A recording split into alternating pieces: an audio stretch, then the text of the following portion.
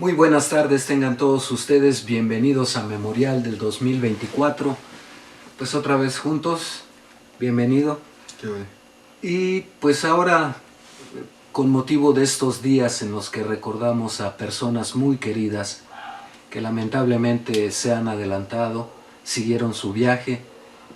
Algunos piensan que están 3 metros bajo tierra, otros que están allá arriba. La verdad es que no hay mejor lugar que llevarlos aquí adentro en el corazón. Y lo mismo digo tanto por los que ya se fueron como por los que, estando aquí, pues no están cerca de nosotros, pero los llevamos también en el corazón. En fin, bueno, hoy vamos a tratar de hacer un programa que sea un poco distinto a los que solemos hacer, en el sentido de que vamos a hablar, sí, de la remembranza de los que se fueron con estos días de muertos, pero sobre todo vamos a ver cómo algunas culturas han celebrado, han recordado a los suyos, no solo en la muerte, sino esperando una nueva vida, y muy particularmente la Iglesia Católica, que piensa más que en la muerte, en la resurrección. Pero hay quienes también le rinden culto como una deidad a la muerte. No hay cultura, yo no conozco personalmente ninguna cultura que no le rinda culto a la muerte. Vamos a ver este choque de ideas entre el culto a la muerte o el culto a la vida después de la muerte. Pues bueno, ¿quieres comenzar?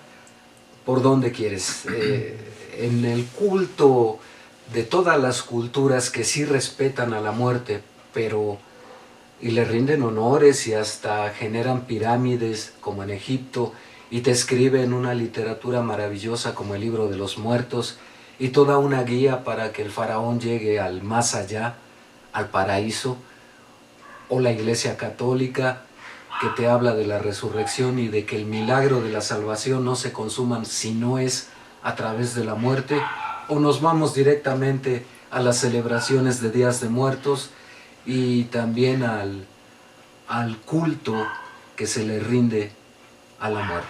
Tú me dices por dónde quieres empezar.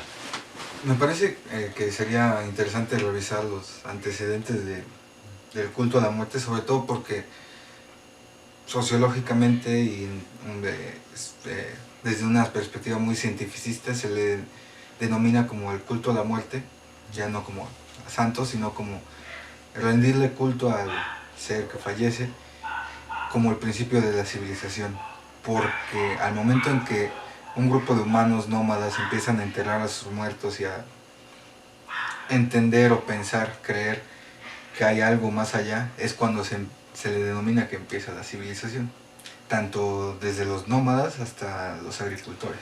El tomar conciencia de que eres finito. Sí, no solo en las deidades, que el dios del viento, del agua, de la naturaleza, los dioses naturales, sino que empieza a haber un culto hacia la muerte en el cual el hermano que cayó en la cacería o que cayó por vejez, en el caso de los agricultores, ha trascendido este mundo y ha llegado a la que sea, a otro lugar, a otro páramo. Entonces ahí es cuando comienza la civilización. Bueno, ahorita dijiste páramo y me acordé de Pedro Páramo, que no sé si quieras que lo discutamos, aunque sea brevemente, pero Macario también es una literatura, y que después se hizo película muy, muy interesante, sobre todo porque une estos 3 mitos de la muerte, precisamente, de Dios y del demonio tentando a un humilde ser humano, que además lo es humilde económicamente, y pidiéndole a cambio algunos favores y prometiendo otros a cambio. En fin, mejor se la recomendamos que la vean. Es una gran película de verdad, muy impresionante y muy recomendable para estas fechas. Pero sí, efectivamente el hombre toma conciencia de su paso finito por este plano, y se dice que empieza la civilización, según nos comentas. Pero también empieza una aventura muy, muy interesante para el hombre, el saber que es finito y tomar conciencia sobre sí, Y lo que hemos dicho tantas veces aquí, o que yo repito muy frecuentemente, solo una vez de esta manera y ya nunca más. Es un poco como lo ser y tiempo, ¿no? De Heidegger, que es eso, ¿no? O sea, es un ser arrojado y lo único que tiene conciencia, o en este aspecto lo que veníamos diciendo, empieza a tener conciencia de que su tiempo es finito y terminará en algún momento, por lo tanto tiene que trascender. ¿Qué ritos, qué ceremonias se hacen en ese principio de la civilización para rendir culto a los muertos? En ese inicio, digamos, solamente es como que el acto fúnebre del enterrar. Ya avanzado el tiempo empiezan a haber distintos rituales, como en Egipto con las momificaciones, con las cremaciones ya muy a la postre. Pero es muy interesante porque en el Indostán sobre todo se le vende todo a través de esta enseñanza de que tiene un principio, un medio y un final con las tres deidades grandes del hinduismo. Pues se denota completamente como es el círculo de la vida, el ciclo de la vida. Bueno, Como denominan en biología de nacer, crecer, reproducirse y morir. bueno, en fin, yo siempre lo he mencionado con otras connotaciones, pero en fin. O como aquellos que dicen, bueno, nació en los 60s, murió en los 80s y lo enterramos hasta el 2020. Espero que entiendan por qué. En fin, pero es muy cierto para muchos, es muy cierto.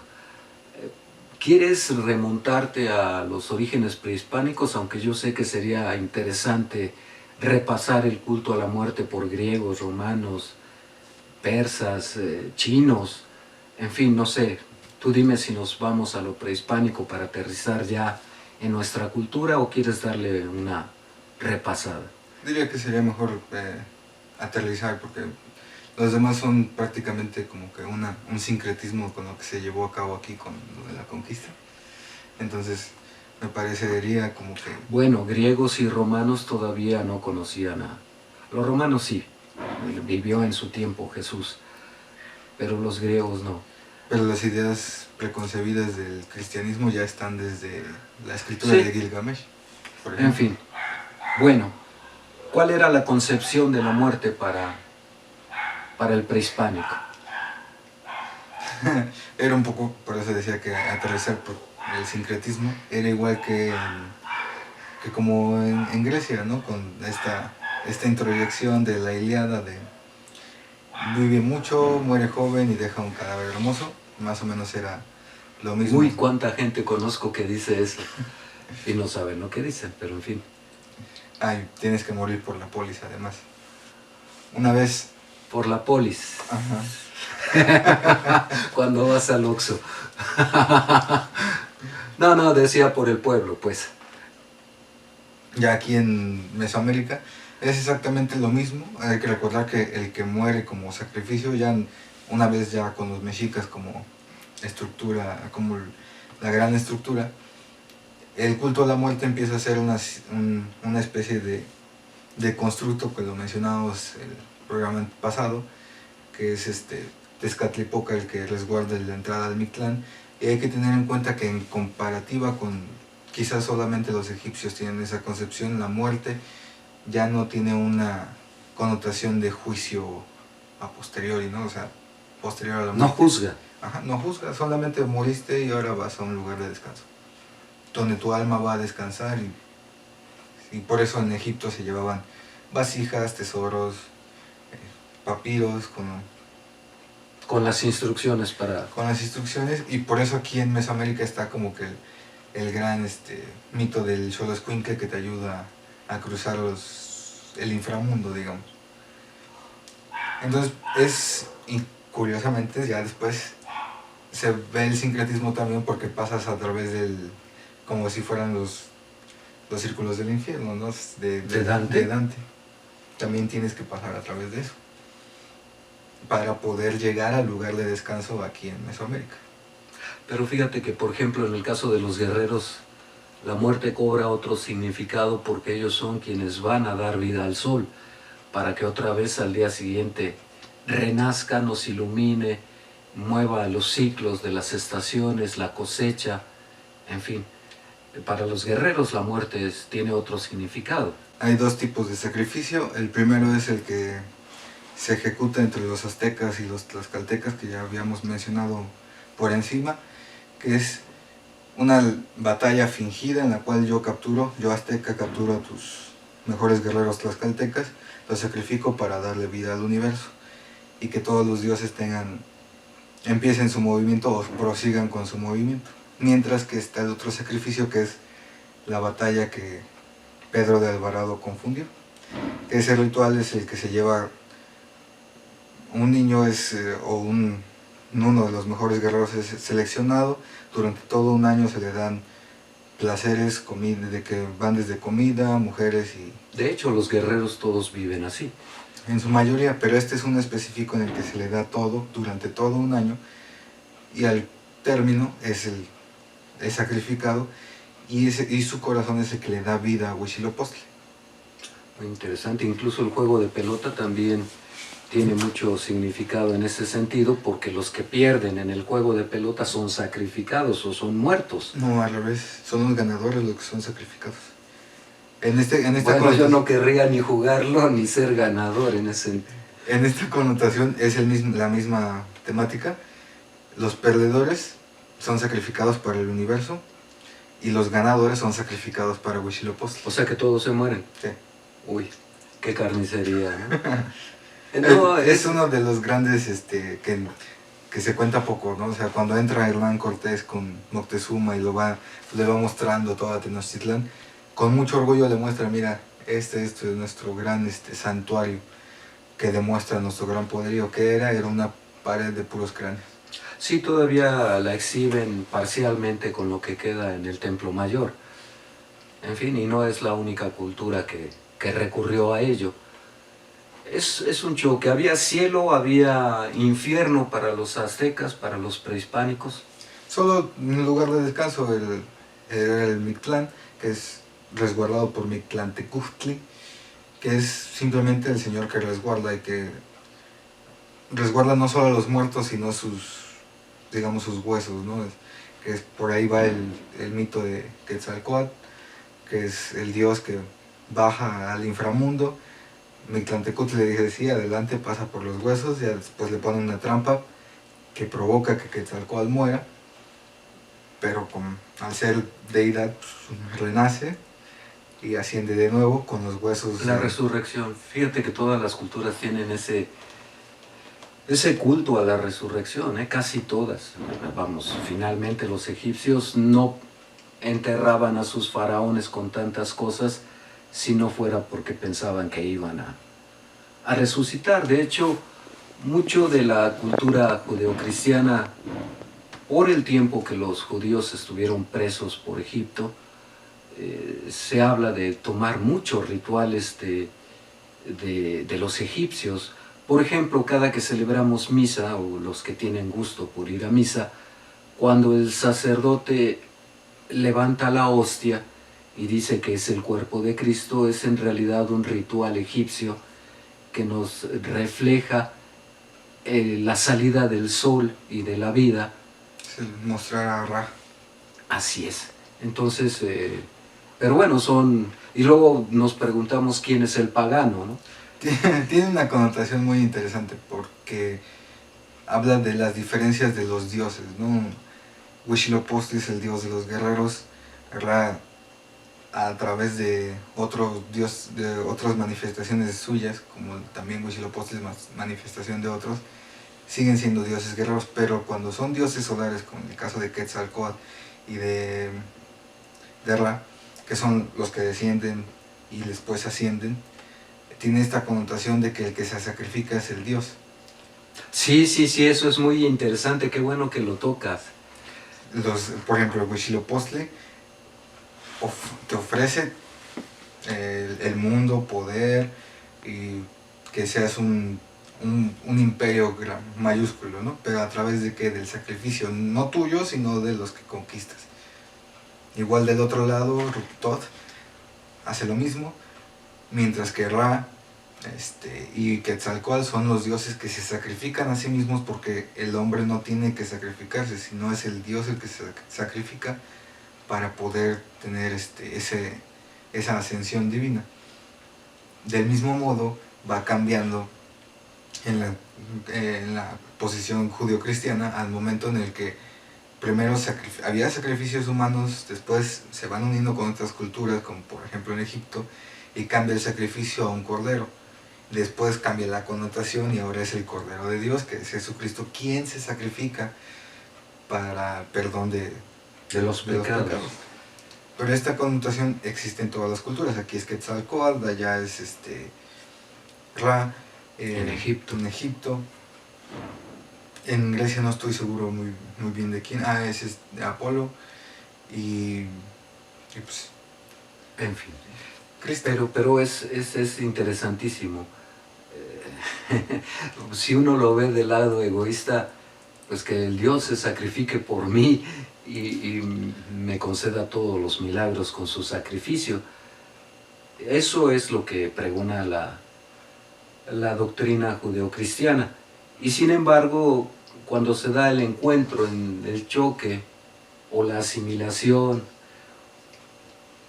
o el sincretismo entre estas dos culturas, la europea y la mexica, hay dos polos totalmente opuestos para concebir tanto la vida, la naturaleza, como la muerte e incluso el más allá. Este choque debió ser terrible entre, pues bueno, aquí sacrifican al hombre para que viva su deidad. El Dios falso, digamos. Así lo llaman los españoles. Y los toltecas y tlaxcaltecas también. En fin, porque bueno, todos los herederos de Teotihuacán y de Tula coinciden en que Huitzilopochtli es un dios falso, por lo que pide sacrificio humano, mientras que ellos abrazaban, como Nezahualcóyotl, la defensa de Quetzalcóatl, que es cuando el dios se sacrifica, porque lo único que tienes que hacer uno es ser virtuoso, mientras que ellos quieren sacrificarnos a nosotros para que ellos sean virtuosos.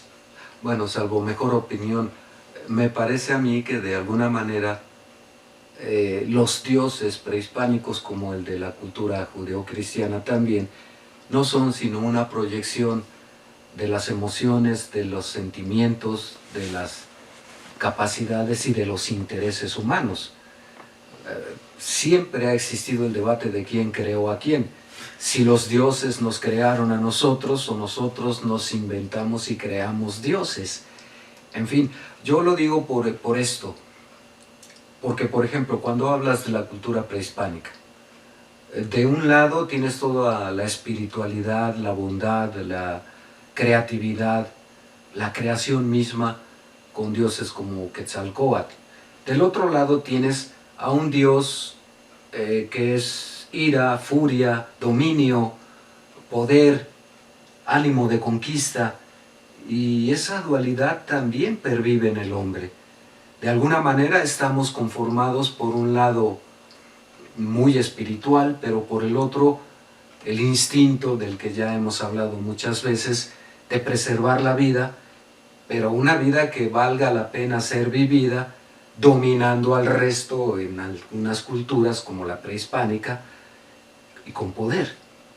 Esa es la razón otra vez de las cosas, el poder. Tiene también ciertas connotaciones que vale la pena mencionar.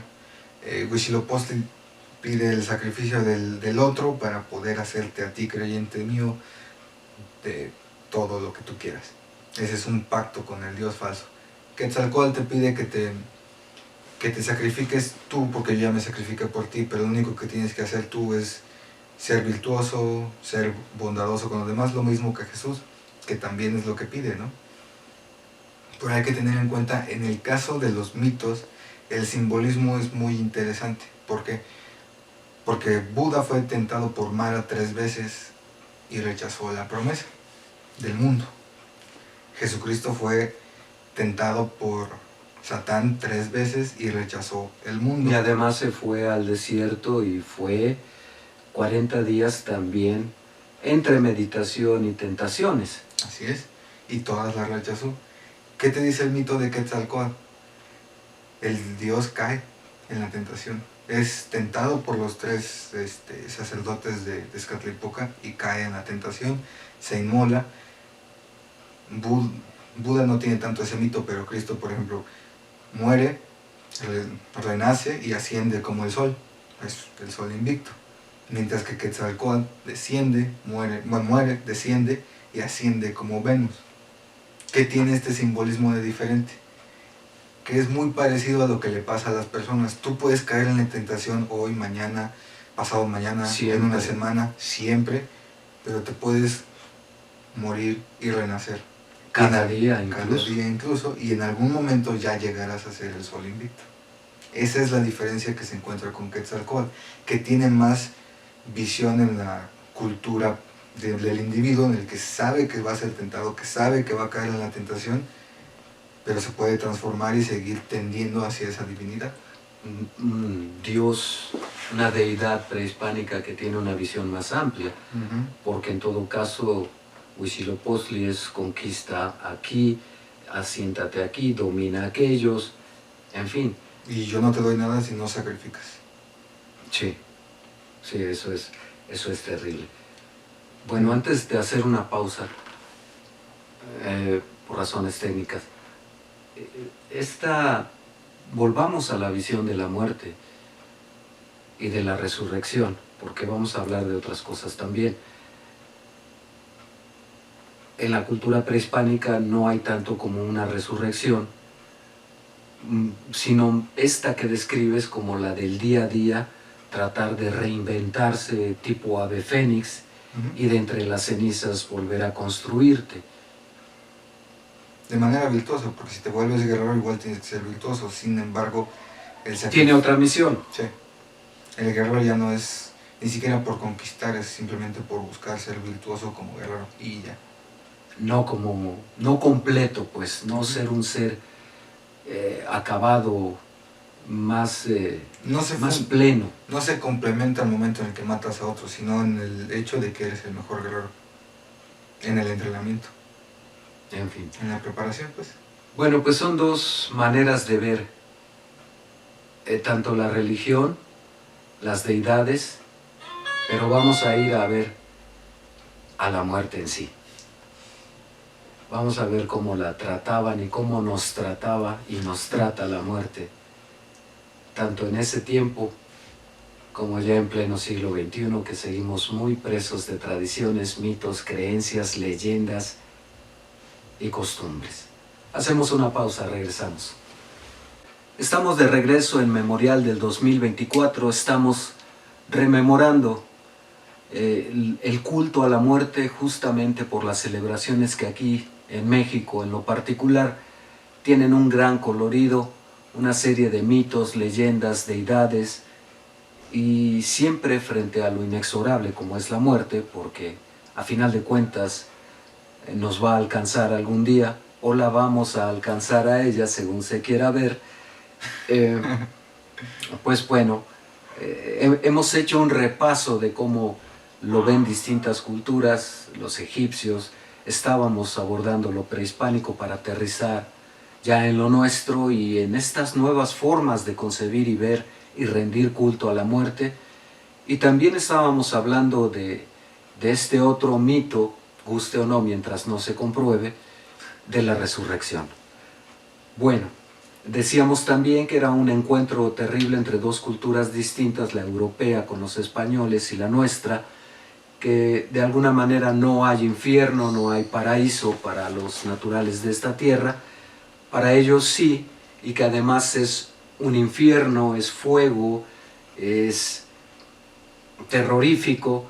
Pero hay que tener en cuenta que los que no lo entienden son los mexicas, los que sí lo entienden son los toltecas. Los mexicas, cuando llegan los franciscanos y los frailes con los españoles o los castellanos, cuando te dicen es que tienes que creer en Dios porque si no te vas a arder en el infierno, que es el infierno, pues arde como si fuera el sol. El sol es vida. Los mexicas tienen esa connotación, pues si el sol es vida, pues adelante, yo me voy con él. Aparte, todos los días hacemos sacrificios para que vuelva a nacer y surgir y dar luz y el ciclo de la vida continúe. y me dices que mi castigo es ser parte de él, pues ya ser soy. parte del Dios en el que más creo. En fin, debió ser un choque. ¿Cómo toma el prehispánico la resurrección con Jesús? ¿Tienes alguna noción de ello?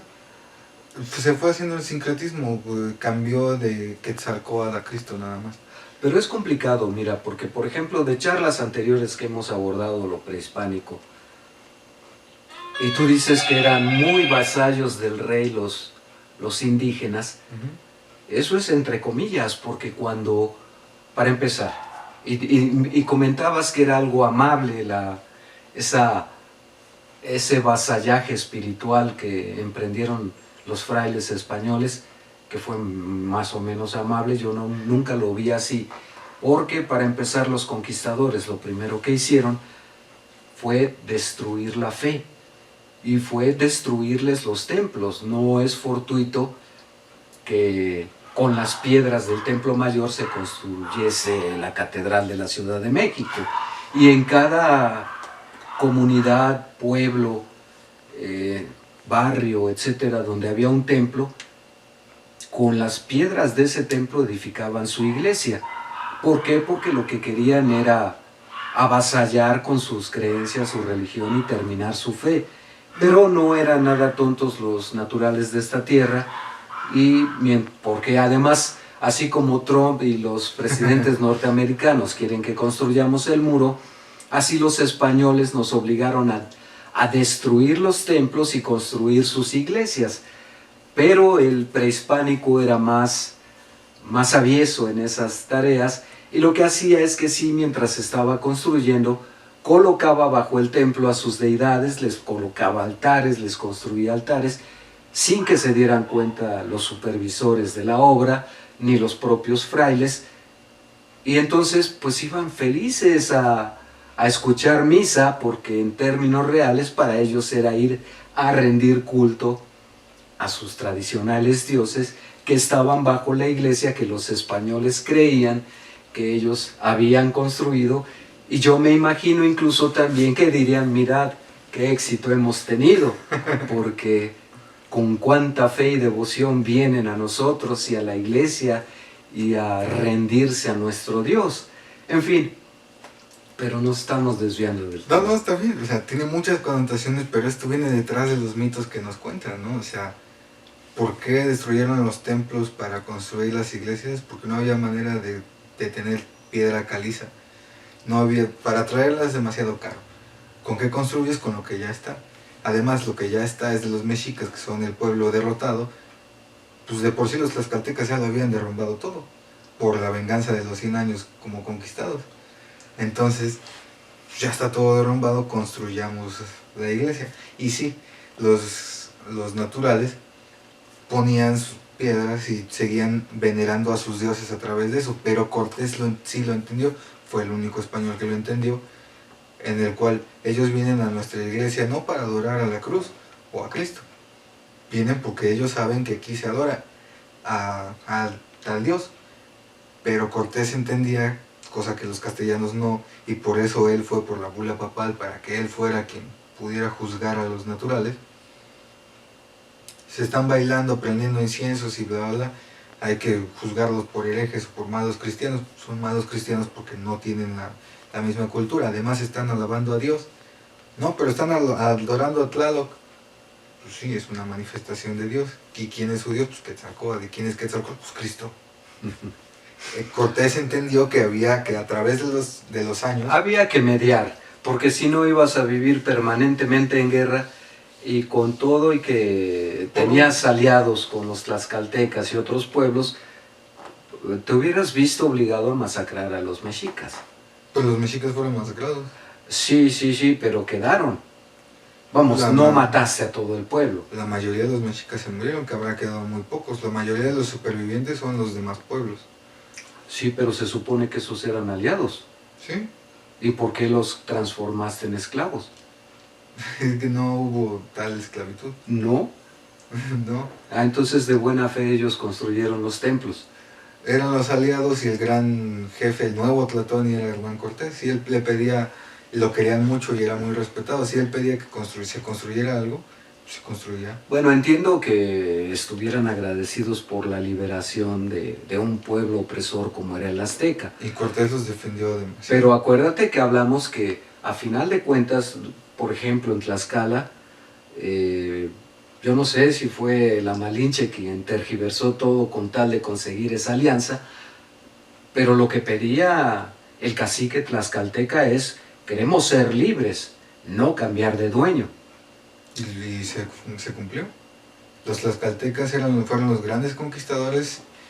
Cortés no les podía dar el Valle de México, pero sí instaló a la gran corte tlaxcalteca dentro del Valle de México.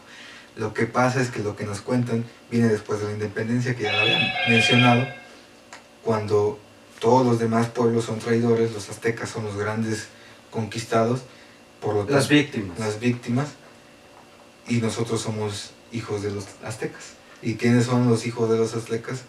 Los hijos de los conquistadores que quieren ser independientes y no gobernados por los peninsulares. En fin, nos vamos a desviar otra vez del tema y creo que es bastante interesante el que ya tenemos para el día de hoy programado, como para entablar una polémica al respecto otro día, cuando hablemos de la conquista o del surgimiento del pueblo azteca, lo hablaremos, que tenemos pendiente esa charla. Bueno, demos un salto, por ejemplo, a la cultura judeocristiana. Por ejemplo, decías de Quetzalcóatl, que pues conoce bien la naturaleza humana y que va a ser tentado, pero ya mencionabas tú las veces en que Jesús fue tentado, y quizá la mayor de las tentaciones viene en el Getsemaní, en el pasaje del Getsemaní, al grado tal de que en su desesperación Jesús dice: haz que pase de mí esta copa sin que la beba, pero no se haga tu voluntad. Sí, eso decía mi sobrina: no se haga tu voluntad sino la mía. Pamela, que siempre está en mis pensamientos. No, Jesús decía: no se haga mi voluntad sino la tuya. En fin, quizás sea la naturaleza humana, esa ambivalencia que también tienen los prehispánicos de ser un dios hombre o un hombre dios. Y es natural que sienta el miedo a morir. Y la manera de... Y la manera que era además muy cruel y muy dolorosa. O sea, Cristo tiene también otra connotación, a diferencia, por ejemplo, de Quetzalcóatl, que también tiene un poco que ver. Paralelismo. Un paralelismo. Cristo dice: pues lo que quieres es mancillar mi cuerpo, pues adelante, pues realmente mi cuerpo no es nada. O sea, realmente lo importante es el después, lo que soy. O sea, el Cristo, la esencia. El Cristo, el alma, no se le quiera decir. Eso es lo importante, pues, como decía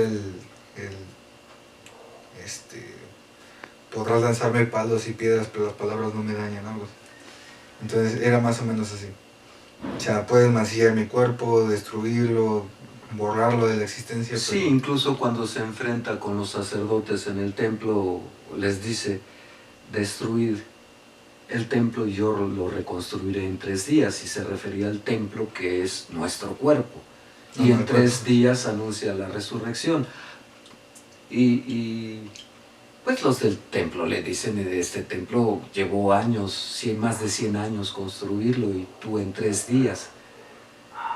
Y le dice: tú lo has dicho, pero no me has entendido, no lo has entendido. En fin, saber que vas a morir de Jesús, y ya habíamos ahondado, pero tratémoslo ligeramente, de la participación de Judas con la supuesta traición, pero yo siempre he sostenido, y hay un evangelio de Judas que así lo plantea, de que si no es por Judas no se da el milagro, no se da la captura de Jesús, ni se da su muerte, y por tanto no se consuma el milagro de la salvación. ¿Y el plan divino? El plan divino, que es la salvación de la raza humana. Sobre todo porque entre los mitos del Antiguo Testamento ya había nociones de destrucción de ciudades enteras, justamente porque se había perdido la fe, se había incurrido en los excesos, y incluso en el Éxodo, cuando Moisés sube por las tablas, encuentra cuando baja con ellas que el pueblo ya está dado otra vez a sus fiestas paganas y al culto al oro, a las posesiones y a los placeres. En cambio Jesús rompe con todo eso. Y fíjate que ¿sabes algún mito con respecto después de la muerte de Jesús? Es decir, se supone que resucita al tercer día. ¿Pero qué pasó en el Inter? ¿Pero qué pasó en esos 3 días? Hay otro apócrifo que dice que Cristo ya lo bajaron de la cruz y entonces llega un diablito y se lo lleva al inframundo y llega con Satán y le dice, pues jefe, aquí está, ¿no? Cristo ya lo he traído, ¿qué hiciste? ¿No? Entonces, pues ¿qué? Pues es el Hijo de Dios, ya lo tenemos aquí, ahora no va a poder. Ya es de los nuestros. Ya es de los nuestros. Dice, no, baboso, pues lo que va a hacer es sacar a todos de aquí, porque el perdón también abarca a los que ya estaban en el infierno. Entonces pues ya se levanta Cristo y se eleva con todos porque han sido perdonados y asciende al cielo. Con todos los que quieren arrepentirse. Ajá. Que en realidad Cristo no lo ve de esa forma, sino que se lleva a todos. A todos. Excepto a Satán, digamos. Y a los... Sí, si no se queda sin chamba los dos, ¿no? Eso se quedan como que los demonios mayores y menores, como que se llevó a Cristo. Entonces ya asciende, él se queda en la tierra y los demás ascienden al cielo. Sí, eso es un poco lo que comentaba yo al principio de vivos y muertos, ¿no? A pesar de que, pues decimos, nació en los 50, murió en los 80 y lo enterramos en los 2020, ¿no? En fin, porque él mismo anuncia que vendrá a resucitar a vivos y muertos. No dice demonios, pero ya ese fue un bono extra, ¿no? En fin, es parte de los apócrifos, como toda leyenda, mito, tradición, parte de la cultura. Ese mito, por ejemplo, no lo acepta la iglesia cristiana, pero bueno, la católica. Un poco como el culto a la muerte en México. Sí, a ese vamos a ir en un momento, porque me gustaría cerrar esta etapa de la visión de la muerte judeocristiana, porque todavía permanece un tiempo más Jesús resucitado entre los apóstoles.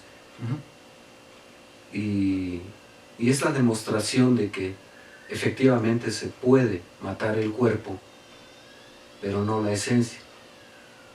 Y algo que ya no te enseñan, por ejemplo, ni en el catecismo, es que cuando Jesús reconoce, bueno, está la resurrección, te dicen, nadie lo reconocía porque pues, todos creían que estaba muerto. Lo que no te enseñan es lo que dice el Evangelio, que estaba cubierto por un halo de luz, que ese es lo que veníamos diciendo, la esencia. Por eso no era recordado, pero además tiene la connotación de que quiénes son los que lo reciben, son las mujeres, y creo que era Pablo o Juan, que es el discípulo amado, que es el Juan, que es el discípulo que es como que tiene su lado femenino más despierto y por eso es el único discípulo que lo reconoce.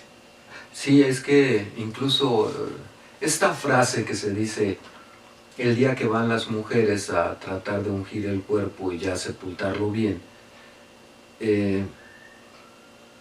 encuentran un hortelano y les pregunta este hombre, ¿a quién buscáis? Porque vieron la piedra removida. A Jesús, le contestan ellas, y él les dice, ¿por qué buscan a los vivos entre los muertos? Es una de las razones por las que personalmente yo no guardo costumbre de ir a los panteones, porque no tengo por qué buscar a los vivos entre los muertos. Cuestiones personales, hay quien sí, también son muy respetables esas cuestiones. Pero en el caso de la visión judeocristiana, es un Dios que vence a la muerte. ¿Qué papel juega ahora la muerte en nuestra actual civilización, en nuestra actual cultura, en nuestro presente, en pleno siglo XXI? Siguen, bueno, las tradiciones porque las vamos heredando, pero en sí la visión de la muerte actual, ¿cuál es? ¿Cuál te parece a ti que sea? Si te digo la mía, ha variado a lo largo de la existencia. Cuando niño yo no le temía a la muerte, quizá porque te sientes en plenitud y no despiertas a la conciencia de lo finito hasta que lo ves muy cercano, ¿no? He escuchado algunos estudios de psicólogos que dicen que la niñez termina cuando cobras conciencia de la muerte. Dicen algunos. Entiendo que debido a la forma, la violencia, la desintegración familiar, etcétera, etcétera, la niñez termina de mil maneras y no son muy amables. Pero me refiero a una vida normal, en un círculo familiar estable, dentro de lo que cabe, pues para el niño que se da cuenta que un familiar puede morir y que es algo traumático, doloroso, y después te ves en el espejo y dices, yo también me voy a morir. Y entonces empieza el caos, la crisis, y no sabes cómo responder esa interrogante. Ninguna cultura lo ha podido responder. Nos inventamos mitos, tenemos fe, nos inventamos dioses que son vencedores de la muerte, etcétera, etcétera.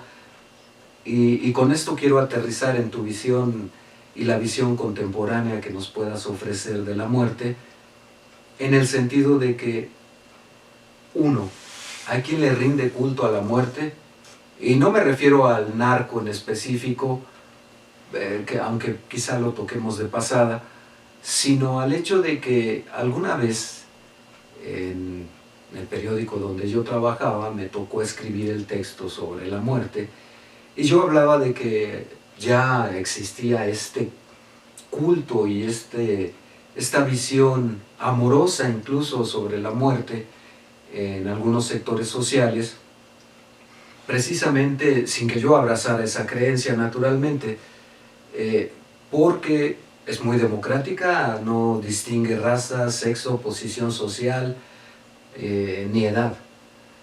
Se lleva lo mismo al no nato que está en el vientre que al anciano de 120 años, que incluso da lo mismo si te van a enterrar en una limusina que en una caja de zapatos a un nonato, por ejemplo.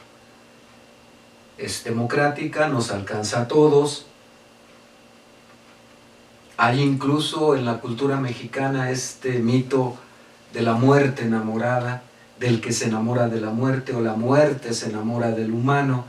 En fin, debe ser terrible la tarea de ese ser, supongo yo, creado por Dios también, porque fuera de su creación no hay nada. Debe ser una tarea muy ingrata. Alguna vez escribí un cuento al respecto y debe ser una tarea muy, muy ingrata. En fin, antes de irnos a una pausa, ¿cuál es la visión actual, pleno siglo XXI, iniciada la segunda década? ¿Cómo se ve a la muerte, particularmente tú que eres joven, que conviviste con universitarios de tu edad? ¿Cuál es la visión que tienen de la muerte? ¿Se preguntan sobre el sentido de la vida? Ya, vamos, porque para padecer ese dolor de lamentar perder la vida es que la viviste, y para temerle a la muerte es porque amas lo suficiente lo que has vivido. Y no quisiera ser maniqueísta al decir que quien ama la muerte es porque está decepcionado de lo que ha vivido.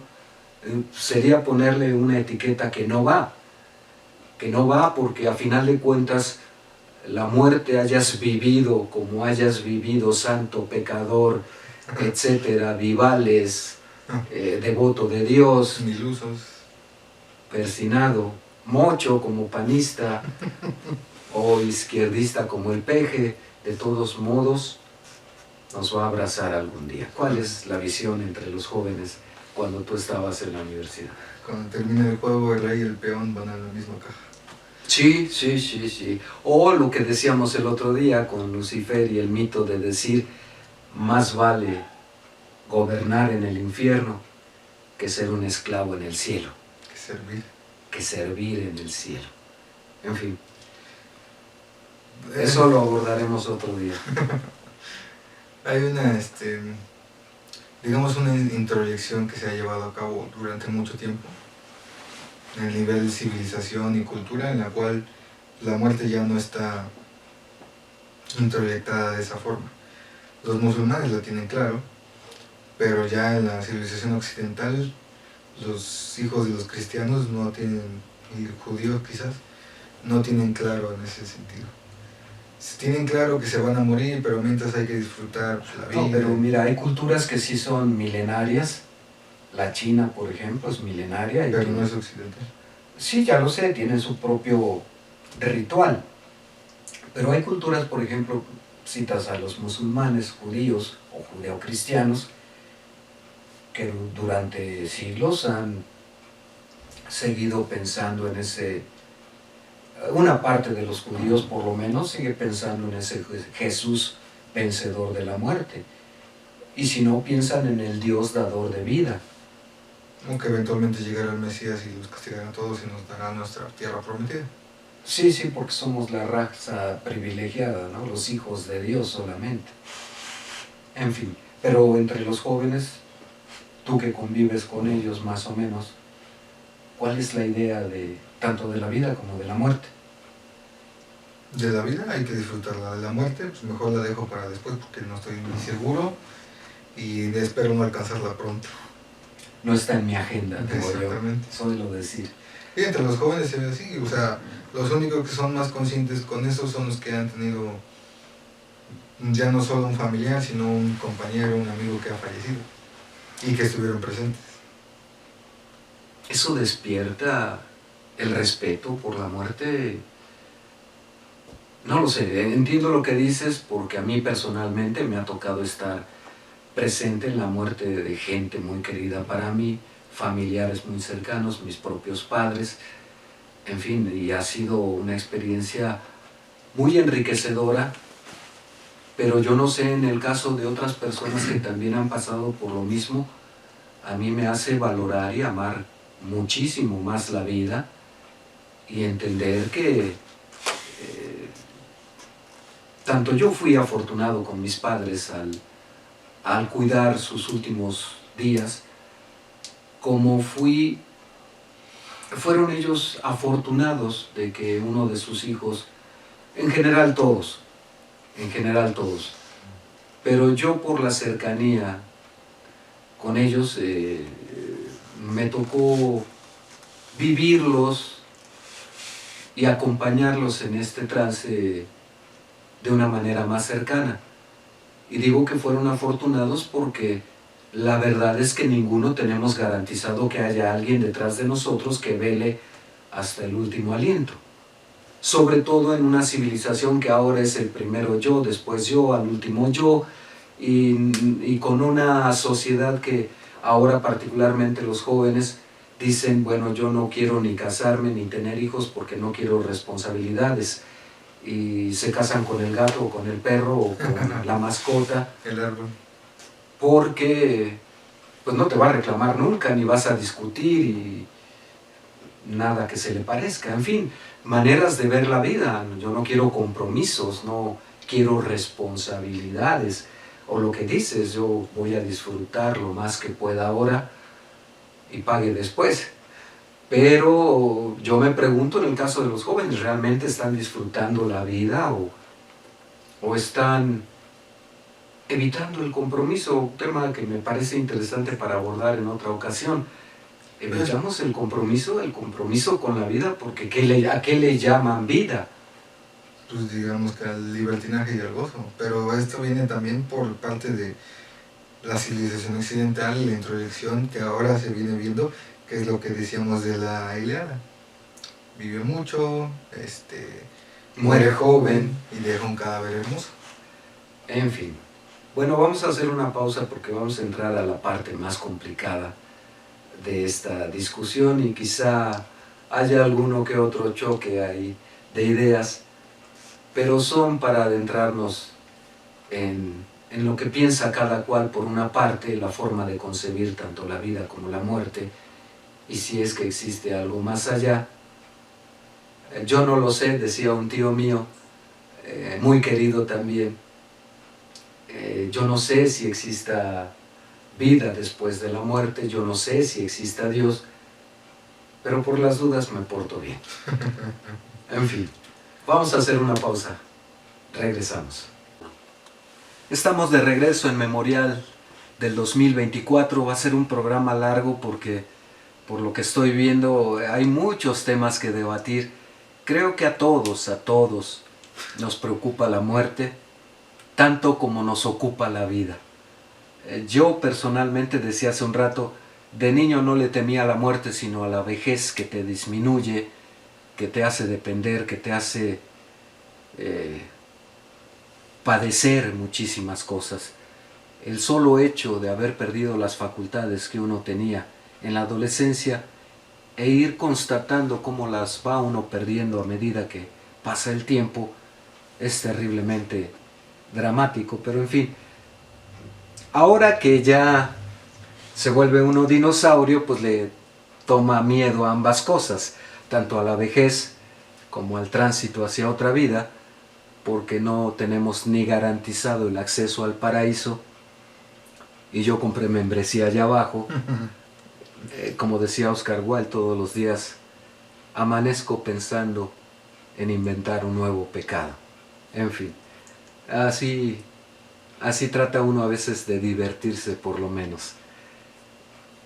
Bueno, hablábamos de estas nuevas formas ya en pleno siglo XXI, segunda década, de cómo se concibe la muerte y de aquellos que le rinden culto a la Santa Muerte. Entiendo que entre el sector del narcotráfico, puesto que vive en el peligro constante, no nos vamos a adentrar mucho en ello. A mí personalmente no me interesa. Si tú quieres ahondar en ello, pues te escucharé. Pero no me interesa ese sector, no porque no valga la pena, ni tenga importancia, ni nada que se le parezca o para mí tenga un sentido de minusvalía. No es por eso. Yo entiendo las razones por las que lo hacen, incluso por las que los jóvenes muy pequeños se convierten en sicarios, porque saben que no van a vivir mucho y que lo único seguro que les aguarda es la muerte. Pero bien mirado, 0 a 80 años, igual nos está esperando esta señora. Así que, pues este culto a la Santa Muerte, si tienes noción de cuándo surge, en dónde surge, cómo evoluciona, cuántas personas le rinden culto en México, por ejemplo, y en otros países. Cuéntanos. El culto de la Santa Muerte tiene grandes connotaciones, grandes mitos, grandes curiosidades. Cuando nace no se sabe exactamente, se sabe que es como que una reconstrucción de Mictlantecutli, a la vez de Huitzilopochtli, también de Tezcatlipoca, como que va haciendo una reconstrucción hasta que finalmente ya con la cosmovisión judeocristiana se convierte ya en un símbolo que se le conoce, que es el de la túnica, la hoz y el esqueleto, digamos.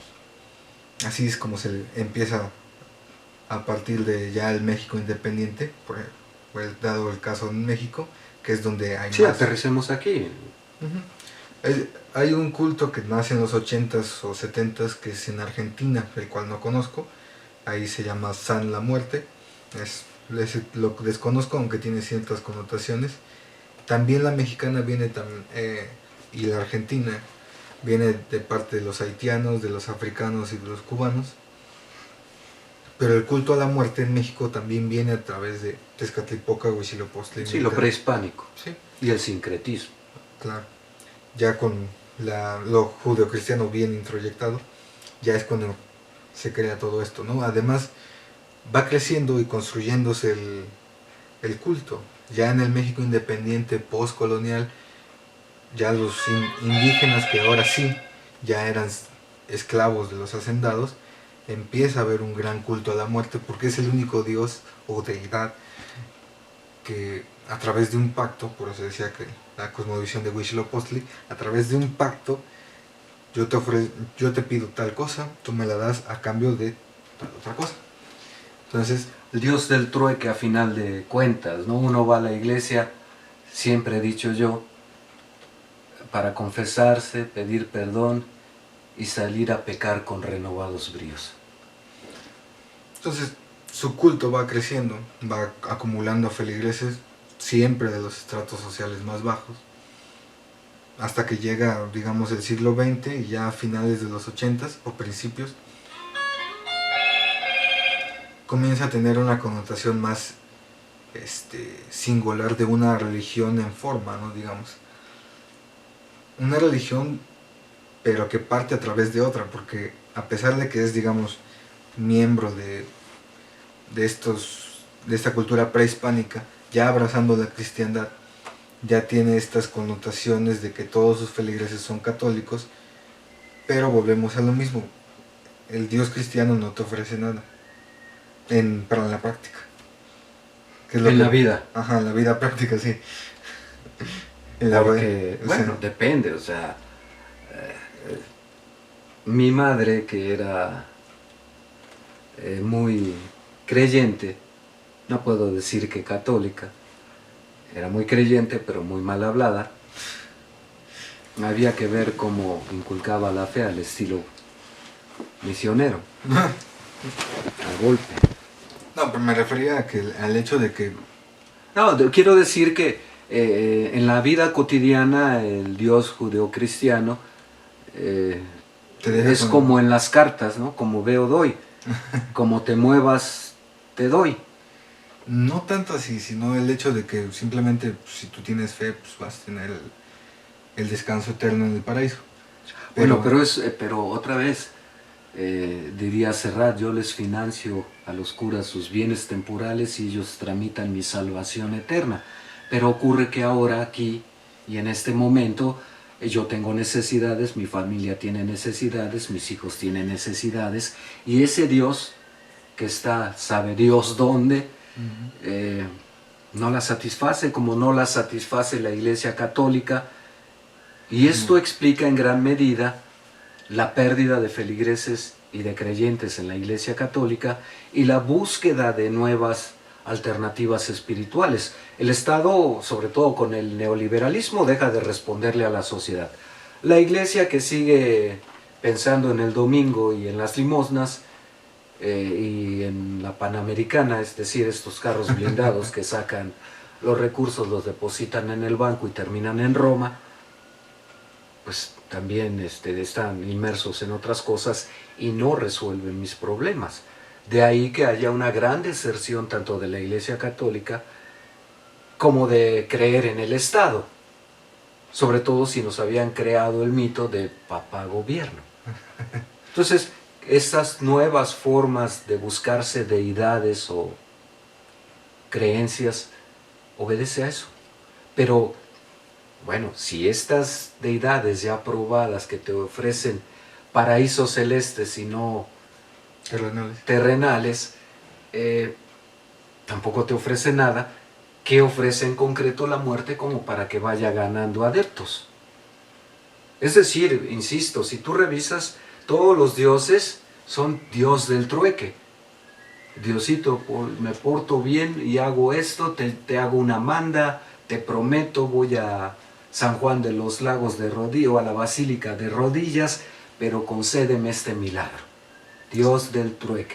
Y porque además esperamos que parece que Dios nos está pidiendo eso. Pues es que no me has pedido, no me has ofrecido lo suficiente como para que yo me sienta chantajeado como el agente, o tentado como el agente de tránsito, como para decirte con la libretita, pues no nos podemos arreglar, pero a ver, mire, aquí está su infracción, ya le pones un billete y se lleva ahí. Pues, no, pues es que no nos podemos arreglar. Si le pones uno así, yo no sé, no me imagino a Dios así, a ese Dios del trueque, pero tampoco me quiero imaginar que quienes rinden culto a la Santa Muerte también van con un trueque.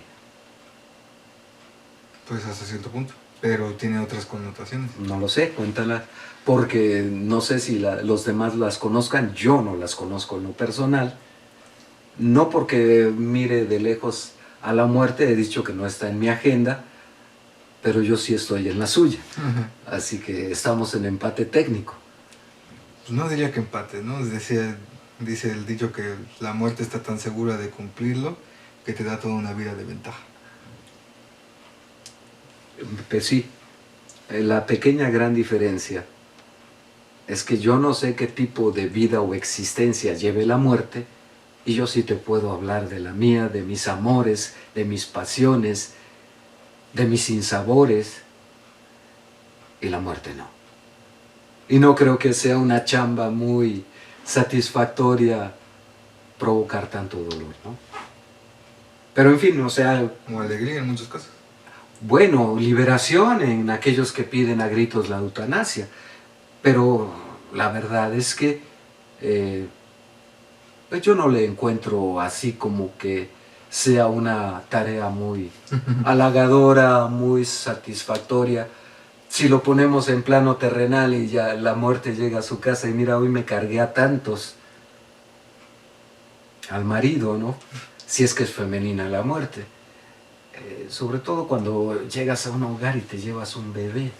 En fin, no sé, no quiero divagar, vamos a lo que tú tenías que comentarnos porque yo me voy por otro lado. Bueno, entonces nace la iglesia de la Santa Muerte en Iztapalapa, donde ya tiene un culto muy arraigado, donde hay una iglesia donde un sacerdote, desconozco su nombre, es el único que va a oficiar misa porque la mayoría no quiere, y empieza a oficializarse el culto a la Santa Muerte aquí en México. Se llenan los requisitos, se le reconoce como religión dentro del Estado mexicano. Es decir, la Secretaría de Gobernación tiene registrada... La tuvo. ¿Ya no? Ya no. Perdió el registro. ¿Por qué? ¿Por la ausencia de feligreses? No, porque digamos que el líder del culto tuvo nexos con el narcotráfico, entonces, y era en periodo panista, entonces pues, no. Somos muchos. En fin. Lo perdió de hecho a 2001 más o menos. 2001, 2004 lo perdió el registro, y fue por esa connotación. Sin embargo, ya mediados de los 80s y parte de los 90s se llevó ante el Vaticano la propuesta de ser canonizada, la Santa Muerte, y naturalmente fue rechazada. Sin embargo, sí hubo esta investigación que se hace para canonizar a los santos, ¿no? El abogado del diablo que va del Vaticano... No, pero es que explica el procedimiento para canonizar a alguien, porque si no, si dice simplemente el abogado del diablo, pues entonces por fin estamos hablando de la muerte o del diablo. Un obispo cardenal de la iglesia viaja donde se quiere santificar. Hay un candidato a ser elevado a santo. Entonces la iglesia nombra, como en todo juicio, la iglesia no es ajena porque tiene su propio incluso derecho canónico, no es ajena al conocimiento de las leyes, y envía lo mismo un fiscal que un abogado del diablo, que este sería el defensor, y envía a otro que trata de probar que no lo es. A veces envía solo a uno, como en este caso que hace de abogado del diablo. No, me refiero a que el fiscal no tuvo ni siquiera, solo tuvo que ver la imagen para decir eso no es santo. Bueno, no es cristiano, no es católico, no va con la iglesia. Así fue. El otro, por el contrario, sí vino, recabó testimonios, investigó el culto, orígenes, todo esto. Porque la muerte, dicen, hace milagros. Se comprobaron muchos milagros, regresó con las evidencias, el fiscal siguió diciendo... Ponme un ejemplo de algún milagro connotado, conocido. Conocido, el de la que construyó la iglesia en Iztapalapa de la Santa Muerte. Su hijo fue asesinado por el crimen organizado, ella le pidió a la Santa Muerte que le entregara al asesino de su hijo a cambio de crear su iglesia, su templo, y hacerlo grande y darle voz y reconocimiento y difundir el culto. El asesino de su hijo apareció como a los 2 o 3 años y está encarcelado, creo que hasta ahora. En fin, hasta que Norma Piña le haga sonar la caja registradora.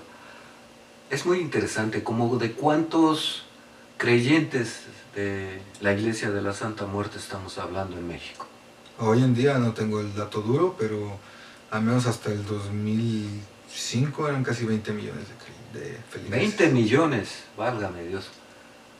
En fin, bueno, pues es, como bien dices, la certeza de que nos va a alcanzar, pues eso sí es innegable. ¿Cómo hablabas de...? Bueno, pues sigue, antes de que te haga la siguiente pregunta. Entonces, decíamos de la canonización, llegó a tal punto que fue el Papa mismo, que en ese entonces era Juan Pablo todavía, el que dijo definitivamente esto no va a ser canonizado. Era un muy conservador Juan Pablo II, por más que nos hayan vendido su imagen carismática. Ratzinger, porque de plano no era simpático, ¿no?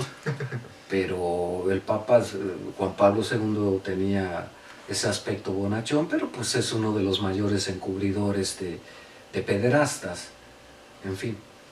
Entonces llegó hasta el punto de que Juan Pablo fue el que invitó a los feligreses de la Santa Muerte a abandonar su culto y regresar a la Iglesia Católica, dado que no iba a ser canonizada porque iba en contra de los ideales, costumbres y creencias de la Iglesia Católica, cuando todos los feligreses abrazan la Iglesia Católica y a la Santa Muerte.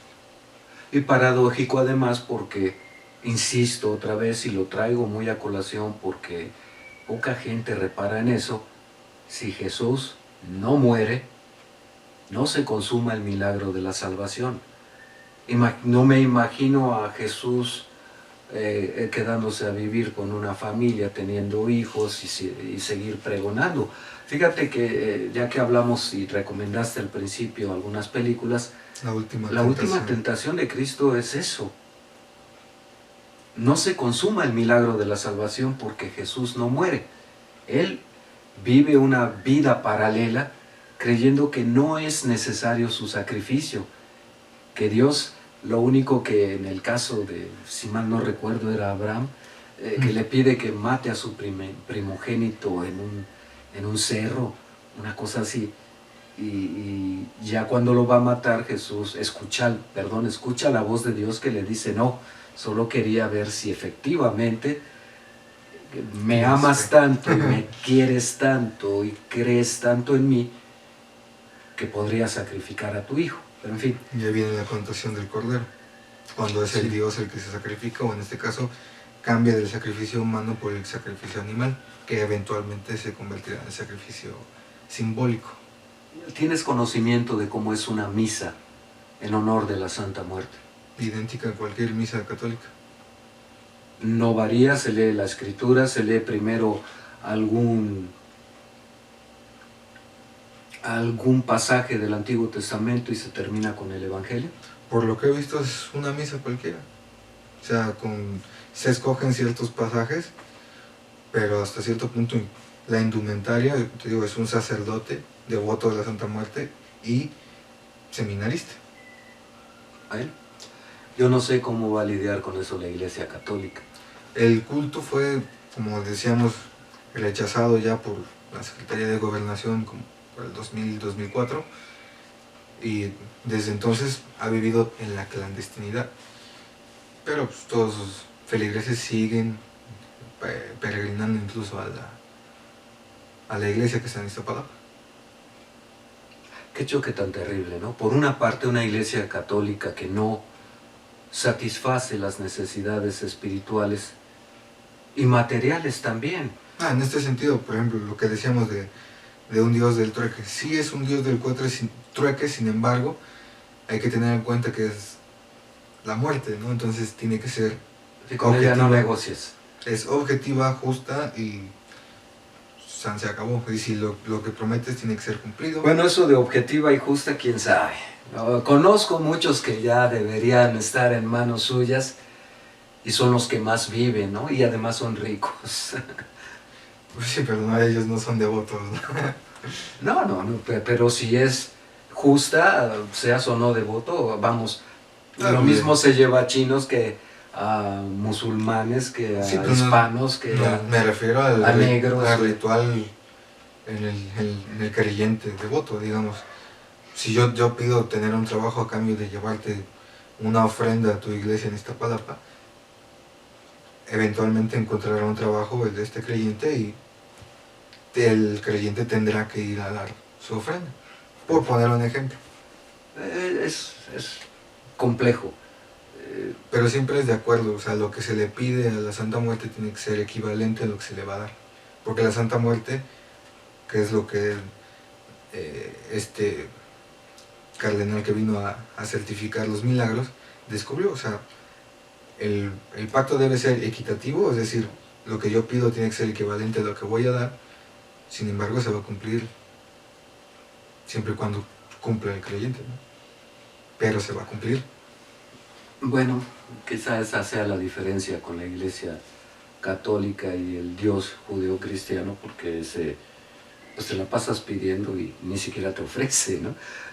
Simplemente Él te dice, lleva una vida de tal forma y espérate a ver si allá arriba, o el purgatorio, o esto, o más allá. En fin, que además fueron parte de esa mitología como el purgatorio y todo eso, pues El fueron... infierno de Dante.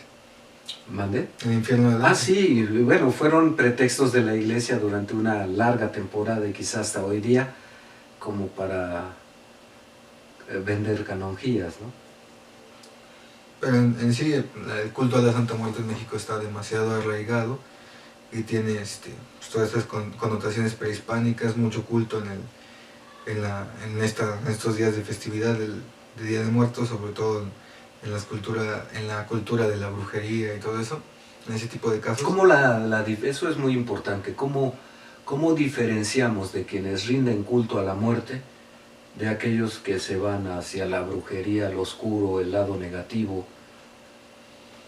Hay que tener en cuenta que, dejando un poco al lado la brujería, lo de oscuro y malo, como el caso de los narcotraficantes o asaltantes, pues ahí ya es como que tiene sus grises, ¿no? Porque es lo mismo que ocurre también con la Iglesia católica, que lo mismo es amiga de narcotraficantes que de políticos encumbrados.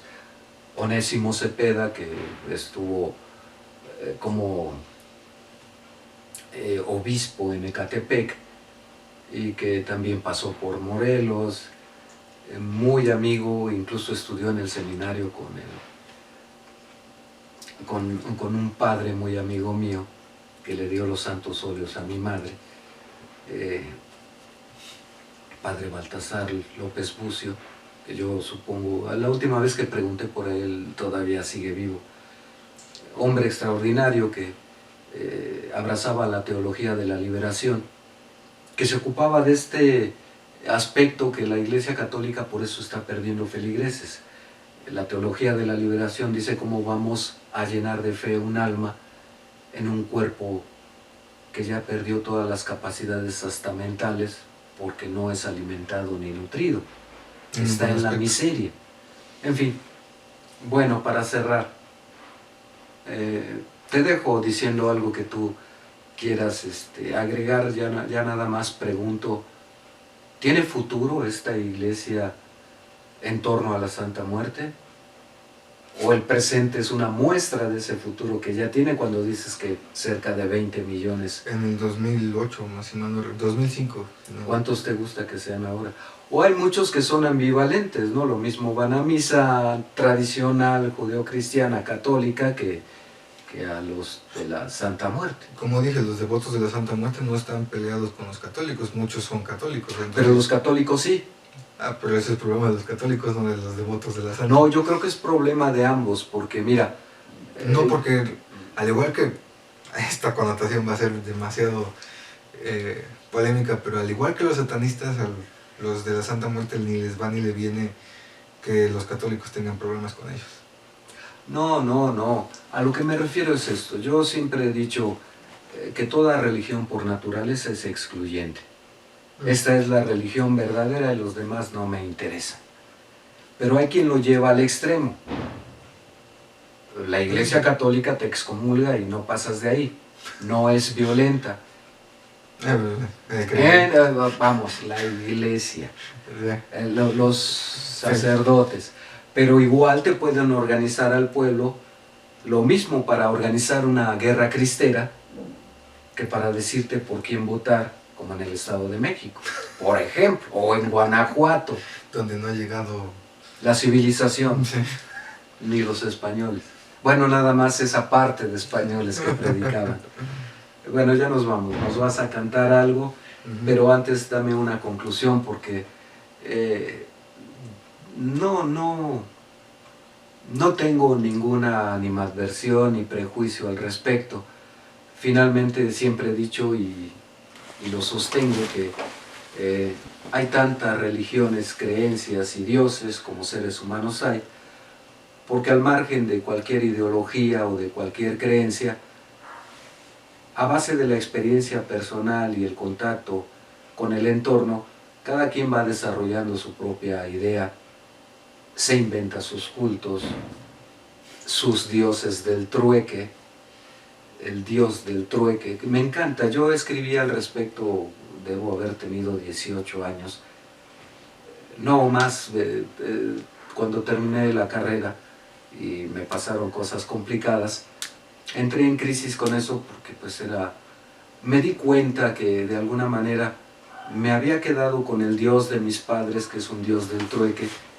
Ve y pídele a Dios para que te vaya bien y que pases tal examen y que te quedes en tal preparatoria. Yo la verdad ni le pedí, ni estudié para esos exámenes y me quedé en los planteles que yo quería. Pero ellos sí pidieron.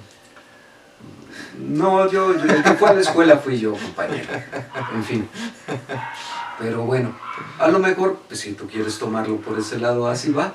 Porque, bueno, cuánta gente dice, como la vida es bella, ¿no? María, y le avientan las llaves, ¿no? Era chascarrillo, pero bueno. En fin. Bueno, yo insisto, yo concluyo diciendo que no tengo ningún prejuicio ante la mayoría de las creencias. Hay cosas que sí, de plano, y no por formación o deformación personal, pero hay cosas con las que no voy a comulgar nunca. Yo por eso comencé diciendo que toda cultura le rinde culto a la muerte, y decía esto de tener cuidado porque hay religiones que son excluyentes y que sí son agresivas y que se creen en la supremacía de toda verdad. Entonces, y va para todos, porque a final de cuentas, sea uno católico, sea uno agnóstico, sea uno ateo, a estas alturas del camino ya parece que, en fin, la verdad es que con este neoliberalismo ya nos da, y falta de compromisos, ya lo que crea el otro yo estoy afanado en tengo que ganar tanto y tengo que hacer tantas ventas y tengo que cubrir tales horas y en fin, o tengo que llegar a tales metas o tales títulos acumulados. Ojalá ya los nobiliarios por lo menos desaparezcan. Conclusión, pues. ¿General? Sí. Pues todas las civilizaciones le tienen un gran culto a la muerte, el cual... Eso lo dije yo, tramposo. Lo que viene es lo importante. O sea, lo que yo dije no. También. Ya me estaba yo preocupando. Lo bueno es que no hay problema. Al igual que todas las religiones, independientemente de cuál sea esta, aunque sea la religión del ateísmo, lo importante creo que es respetar las ideas de los demás. Libertad. Después de todo son nuestros ideales, ¿no? De la ilustración que decíamos. ¿También la muerte proviene de la ilustración? Pues de ahí vino la conquista. No, ya estaba. En fin, bueno. Ha sido muy interesante, creo que hay muchas cosas que debatir. Espero que estemos vivos en la siguiente conmemoración de muertos para poder seguir hablando del tema. Despídete pues con una canción que nos vas a interpretar. Supongo que será algo alusivo a lo que hemos hablado del día de hoy. A ver. De Rodrigo González, Dicen que la muerte.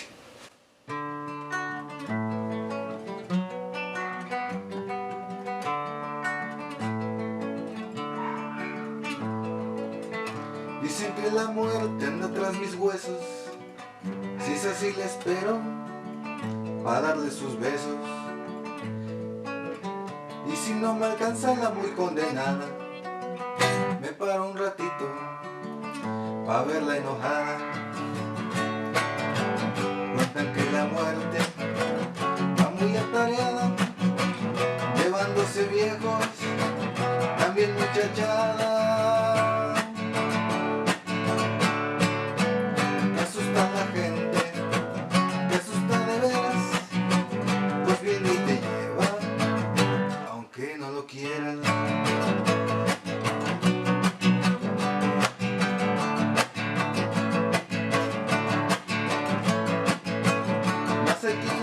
Ni siquiera un poco, ya sea por estar cuerdo o por estar loco.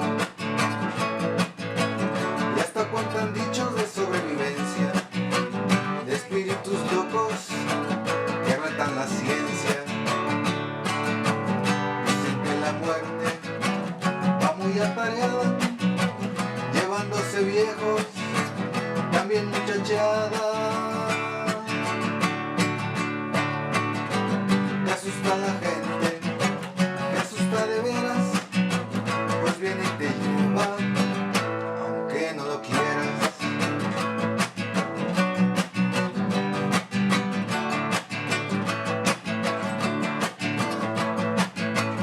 La gente le teme, tal vez más que al diablo, siente un gran castigo cuando pobre está. Y si tú te acercas a los cementerios, verás mucha gente haciendo misterios. Dicen que la muerte va muy atareada, llevándose viejos, también muchachada. Que asusta a la gente, que asusta de veras, pues viene y te lleva, aunque no lo quieras.